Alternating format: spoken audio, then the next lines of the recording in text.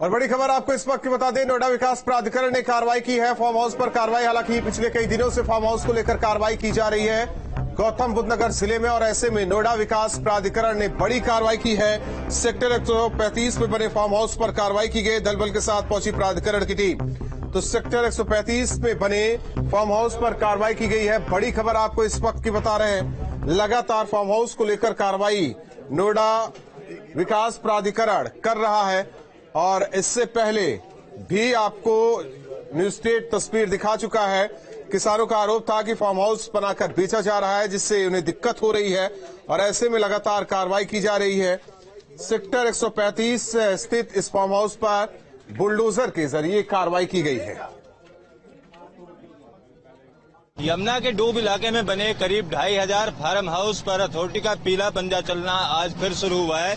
तस्वीरें हम आपको दिखा रहे हैं। सेक्टर 135 में ये फार्म हाउस बनाए गए हैं, जिसको देखिए आप किस तरीके से निस्तो नाबूद करने का काम नोएडा प्राधिकरण के बुलडोजर यहाँ पर कर रहे हैं। जिस जगह ये कार्रवाई चल रही है, इस जगह पर करीब 15 से 20 फार्म हाउस बनाए गए थे, और जिस तरीके का निर्माण यहाँ पर किया गया है, नोएडा अथॉरिटी के बायलॉज के हिसाब से, सिंचाई विभाग के नियमों के हिसाब से इस तरीके का निर्माण यहाँ पर नहीं किया जा सकता है। और पिछले अगर 8 दिन की बात की जाए तो लगातार सर्वे किया जा रहा था, और उस सर्वे के बाद ये फार्म हाउस पाए गए थे सर्वे में कि गलत तरीके से यहाँ पर बनाए गए हैं, जिनके ऊपर आप देख सकते हैं किस तरीके से इस निर्माण को ध्वस्त करने का काम प्राधिकरण के बुलडोजर कर रहे हैं। और जो निर्माण यहाँ पर बनाया गया है, इसके अंदर की अगर बात करें तो यहाँ पर बाकायदा बेडरूम बनाया गया है, एसी लगाया गया है, और इस फार्म हाउस की आपको वो भी दिखाते हैं। यहाँ पर जो स्विमिंग पूल या तमाम चीजें बनाई गई हैं, आप देखिए किस तरीके का निर्माण किया गया है। इसी तरीके से जो स्विमिंग पूल है, वो स्विमिंग पूल यहाँ पर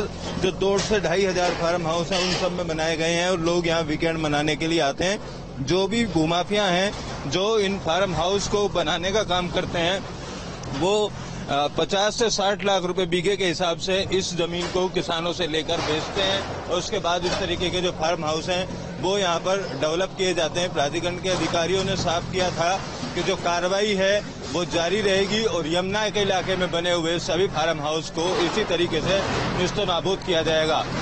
वीडियो जर्नलिस्ट जैनेन्द्र के साथ अमित चौधरी, न्यूज स्टेट नोएडा। बढ़ते आगे, लखनऊ से एक दिल दहला देने वाली खबर सामने आई है, जहां पबजी खेलने से मना करने पर एक बेटे ने अपनी मां को गोली मार दी, हत्या कर दी। इसके बाद शव को घर में ही उसने छिपा दिया।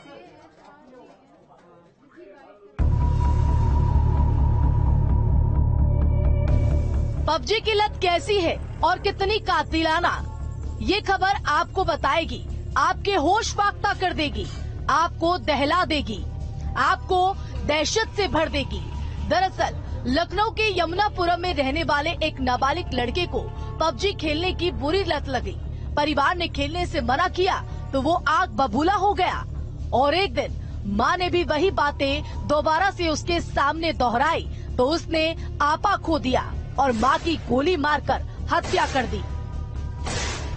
इनका जो एक बेटा था, जिसकी उम्र लगभग 16 साल है, नाबालिग है, बाद में पता चलता है कि उसने ही इस घटना को अंजाम दिया है। जो अभी जो प्रिलिमिनरी जो इन्वेस्टिगेशन है, हमारी जो पूछताछ, उससे पता चला है कि लड़का जो है ये पबजी गेम का ये एडिक्ट था, और इसकी माँ इसको गेम खेलने से रोकती थी, जिससे क्षुब्ध होकर के इसने इस घटना को अंजाम दिया है।